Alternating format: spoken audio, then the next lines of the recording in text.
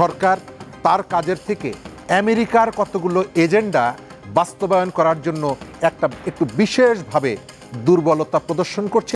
এক বছর ধরে আমি কোথাও দেখিনি আমাদের প্রধান উপদেষ্টা কারো প্রতি একটু উত্তেজিত হয়ে কেউ ধমক দিয়েছেন। শেখ হাসিনার সব কিছুই আপনি ক্রিটিক করছেন। যখন আমি বলছি যে আপনি বিদেশি কোম্পানিকে চট্টগ্রাম বন্দর দিতে পারবেন না, সঙ্গে সঙ্গে তিনি বললেন এই কথা যারা বলবে তাদেরকে প্রতিহত করা হবে। ঢাকা শহরে ৪৫ জন ৫০ জন জমায়েত করার ক্ষমতা, সেও এই গণঅভ্যুত্থানের স্টেক হোল্ডার হিসাবে সুযোগ পেলে ডিসিকে ধমক দেয়। সরকারের তো সামনে তাহলে অনেক চ্যালেঞ্জ রয়েছে। এক বছরের বেশি সময় পার করেছে, ফেব্রুয়ারিতে একটি ডেডলাইন রয়েছে, নির্বাচন কমিশন, দেশের বর্তমান আইন শৃঙ্খলা পরিস্থিতি, সব মিলিয়ে চ্যালেঞ্জ কোনটিকে রাখবেন সামনে? ধন্যবাদ। জুলাইয়ের ভেতর থেকে আমাদের দুটো দায় আছে। একটা দায় হচ্ছে জুলাইয়ে যারা হত্যাকাণ্ডের শিকার হয়েছে প্রত্যেকটি হত্যাকাণ্ডের নিরপেক্ষ স্বচ্ছ বিচার করা। যে পরিবারগুলো তাদের স্বজন হারিয়েছে তাদের জন্য ন্যায় বিচারের ব্যবস্থা করা। আরেকটা দায়ও আছে বাংলাদেশের রাজনীতিতে দীর্ঘদিনের কারণে যে আবর্জনা জমেছে সেখান থেকে এটি পরিষ্কার করা, যেটাকে আমরা সংস্কার বলি।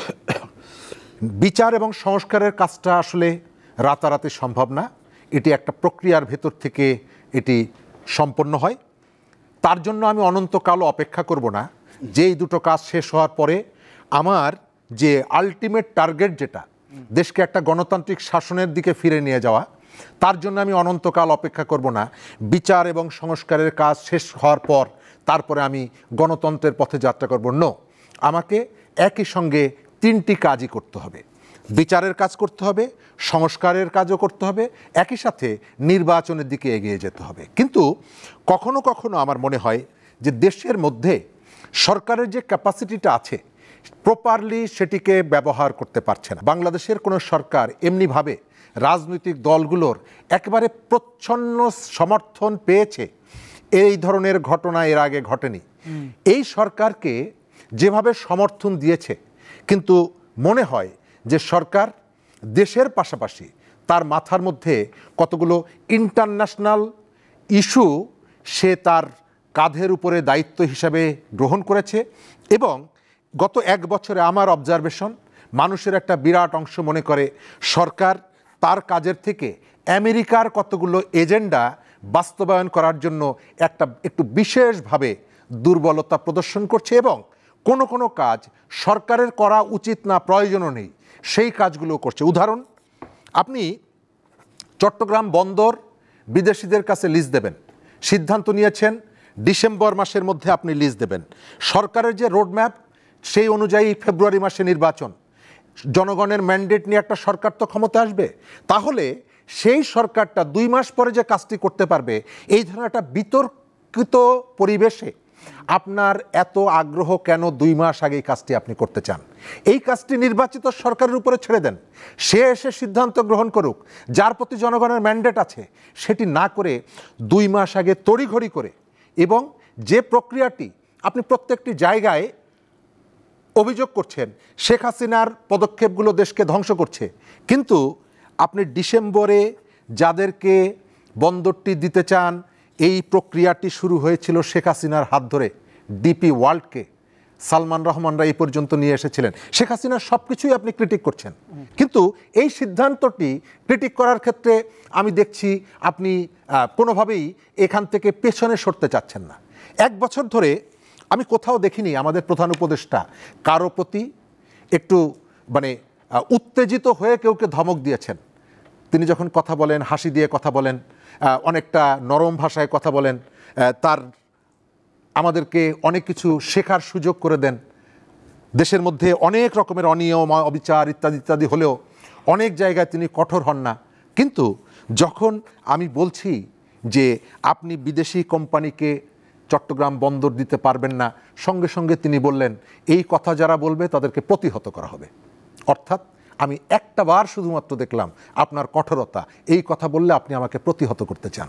আমার প্রশ্ন হচ্ছে, যেখানে আমার স্বার্থের থেকে আমি মনে করি যে বিদেশিদের স্বার্থ আছে, এবং এই কথা বলার অধিকার তো আমার আছে, নো বলার অধিকার তো আমার আছে, এবং এই নো বলার অধিকারের জন্য এইখানে প্রায় 1000 খানেক মানুষ জীবন দিয়েছে অধিকারটি আদায় করার জন্য। সরকারের চ্যালেঞ্জের জায়গা, নির্বাচনের সময় সরকারের নিরপেক্ষতা বজায় রাখাটা সব থেকে বড় চ্যালেঞ্জ। আমি পরিষ্কার করে বলি এবং সব জায়গায় বলি, আগামী নির্বাচনটা অন্য নির্বাচনের থেকে চ্যালেঞ্জের জায়গায় নতুন কতগুলো চ্যালেঞ্জ যুক্ত করবে। আপনার আইন শৃঙ্খলা পরিস্থিতি, এটি একটি বড় চ্যালেঞ্জ আমাদের এখানে এই সময়কালে। এর আগে আমরা যেটা দেখেছি, একটা বা দুটো একটা রুলিং পার্টি, এবার কিন্তু বড় দলও আছে, আবার ঢাকা শহরে 45 জন 50 জন জমায়েত করার ক্ষমতা, সেও এই গণঅভ্যুত্থানের স্টেক হোল্ডার হিসাবে সুযোগ পেলে ডিসিকে ধমক দেয়, সুযোগ পেলে এসপিকে ধমক দেয়। এরা আমাদের নির্বাচনকালীন সময়ে এই পাওয়ারটা যদি প্র্যাকটিস করতে যায়, অ্যাপ্লাই করতে যায়, তাহলে সম্ভবত একটা সংকট তৈরি হবে। শেষ জায়গাটা হলো নির্বাচনের ব্যবস্থাপনার যে জায়গাটি। আমরা 15 বছর যে লড়াইটা করেছি, তার একটা বড় জায়গা ছিল আমরা ইলেকশন কন্ডাক্ট করার দায়িত্বটা আমরা গণভবন থেকে যাতে আগারগা ইলেকশন কমিশনে যায়, সেটি আমাদের চাওয়া ছিল। আমার ধারণা, এখন পর্যন্ত আমার অবজারভেশন, সেটি ওই যে গণভবন থেকে যমুনায় চলে যেতে পারে, আমি শঙ্কা করছি। ইতিমধ্যেই ওই যে ভাগাভাগি, আমাকে 30টা দিতে হবে, 17টা পাবা, এই যে কথাগুলো বলছি মাঠের মধ্যে ছড়িয়ে যাচ্ছে। আমি চাই আগামী নির্বাচনে জনগণ যাকে ভোট দিবে, তিনি যদি জনগণের ম্যান্ডেট পেয়ে 250 আসনও পায়, আমি সেখানে কোনো সমস্যা দেখি না। জনগণ যদি কেউকে 250 আসনেও জিতিয়ে দেয়, এইটাকে ব্যালেন্স করার নামে আমাদের এখানে ইতিমধ্যেই যে ধরনের অরাজনৈতিক কতগুলো তৎপরতা শুরু হয়েছে আমি দেখতে পাচ্ছি বাংলাদেশে। আমি শেষ করে দেবো এই জায়গাটায়, বাংলাদেশের ভবিষ্যৎ রাজনীতিতে যারা ক্ষমতায় আসবে, তাদের জন্য একটি অংশ সরকারের ভেতরে, সরকার থেকে কাছাকাছি থেকে পথে পথে কাঁটা বিছিয়ে রাখছে, যাতে তারা রাষ্ট্র পরিচালনায় নানা রকমের চ্যালেঞ্জের মুখে পড়ে।